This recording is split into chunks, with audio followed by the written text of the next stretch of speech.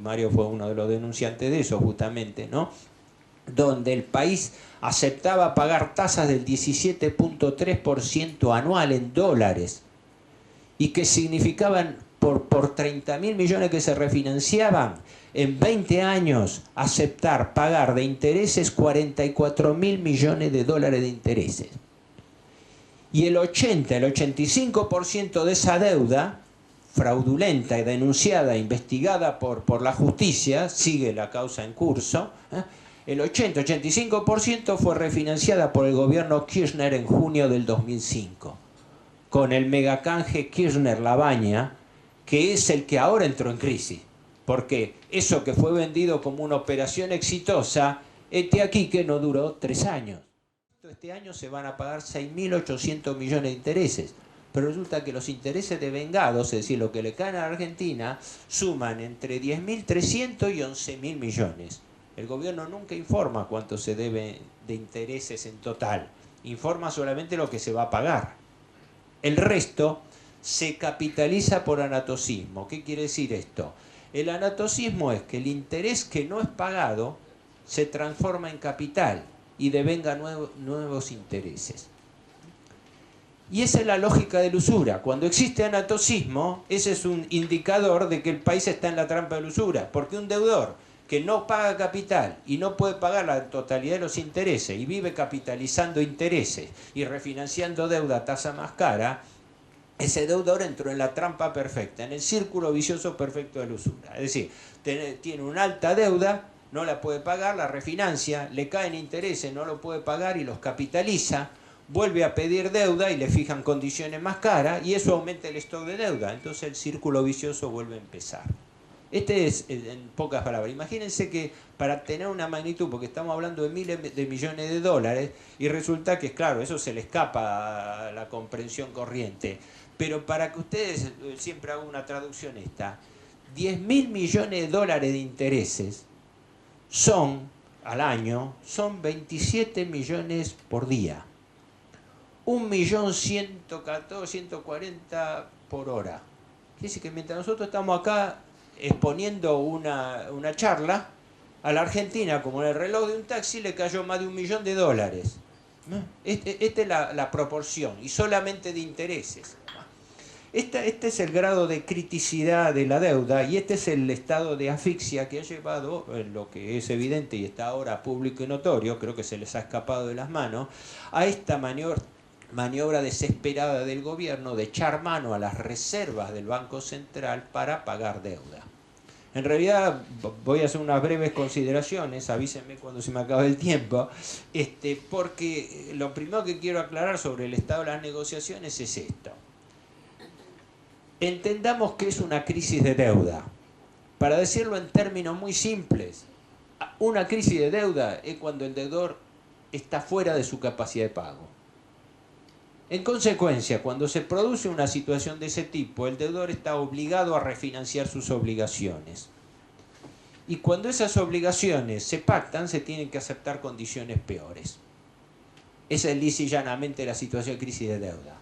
En la experiencia argentina e internacional, las crisis de deuda se dan más o menos entre 3 y 5 años. Ese es el promedio internacional. Todos los países que han salido, a los 3-5 años vuelven a entrar en una crisis de deuda, que quiere decir, vuelven a entrar en cesación de pagos. Entonces vienen los salvatajes, los blindajes. Es decir, llamémosle así, las vacas internacionales, donde se pone un poco más de plata para que el país desatranque sus pagos a los acreedores. Porque el verdadero sentido de los salvatajes no es salvar al país que es deudor, sino salvar a los acreedores que no se queden sin cobrar. Y ese es el nudo de la cuestión. Entonces, dentro de ese esquema, nosotros tenemos que ubicarnos que acá han ocurrido brevemente varios hechos nuevos. El primero es que el gobierno Kirchner refinanció en el año 2005 un canje. Fue en realidad un megacanje, porque se llama megacanje al que hizo de la Rúa Cavallo en el 2001, que refinanció deuda por menos de 30.000 millones de dólares, aceptando una operación ruinosa y fraudulenta para el Estado. Bueno, Mario fue uno de los denunciantes de eso justamente, ¿no? donde el país aceptaba pagar tasas del 17.3% anual en dólares y que significaban por 30.000 millones que se refinanciaban, en 20 años aceptar pagar de intereses 44.000 millones de dólares de intereses. Y el 85% de esa deuda fraudulenta y denunciada, investigada por la justicia, sigue la causa en curso, el 85% fue refinanciada por el gobierno Kirchner en junio del 2005, con el megacanje Kirchner-Labaña, que es el que ahora entró en crisis, porque eso que fue vendido como una operación exitosa, este aquí que no duró 3 años. Ya, en el 2008 ya el tema tenía que volver a una nueva renegociación. Y no pasaron, sino... Y mira, el cambio de gobierno, incluso el adelanto de las elecciones del año pasado, estuvo directamente ligado a la crisis de deuda argentina. Porque había que sacarse de encima el show electoral rápidamente, porque el gobierno tenía que firmar importantes documentos enseguida después de la tranquilidad política. Y eso fue lo que hizo que el gobierno, sin justificación de fondo, adelantara las elecciones de octubre al 28 de junio. No me quiero extender mucho en consideraciones políticas porque mi tema es más bien técnico, es un enfoque financiero, no político, pero estos comentarios son obligados porque el nudo de la cuestión, insisto, está en la crisis de deuda.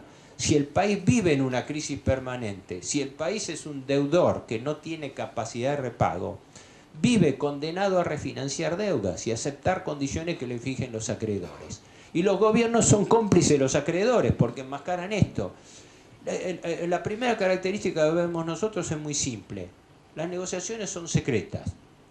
El doctor Rodríguez Sá, en su efímero paso por el gobierno, no es casual que él haya sido derrocado por un golpe de Estado institucional cuando habló de la deuda, cuando dijo que le iba a investigar, cuando le iba a mandar al Congreso y cuando pensó en emitir moneda paralela para evitar tomar deuda, ¿no? Pero me acuerdo que en el famoso discurso que da Rodríguez Sá en el Congreso, él hace esta observación. La deuda siempre se trató en forma secreta, en locales cerrados, con actores desconocidos, etc. Así todo el mundo habla de deuda. En este momento se están tomando importantísimas decisiones, pero nadie sabe cuáles. El gobierno le ha votado, oficialismo y gran parte de la oposición, le han votado al gobierno a fines del año pasado, le han votado una decena de leyes claves que le dejan las manos libres al gobierno hasta fines del año 2011. Le han votado un presupuesto con facultades delegadas especiales. Le han suspendido la ley de responsabilidad fiscal que jauja para endeudarse nación, provincias y municipios sin medir las restricciones de gasto ni las restricciones de endeudamiento. Se le han prorrogado impuestos por facultad del Poder Ejecutivo hasta 10 años. Se ha levantado la ley Cerrojo. Se han dictado una decena de leyes que contaron directa o indirectamente con el apoyo de los grandes partidos de oposición. La cuestión es que el gobierno tiene la mano libre para poder decidir hasta el fin del 2011 y que la encrucijada en que se encuentra el gobierno es que si no acepta condiciones de reendeudamiento con los acreedores, peligra tener una crisis de deuda y no llegar al 2011. Por eso las concesiones que se están haciendo.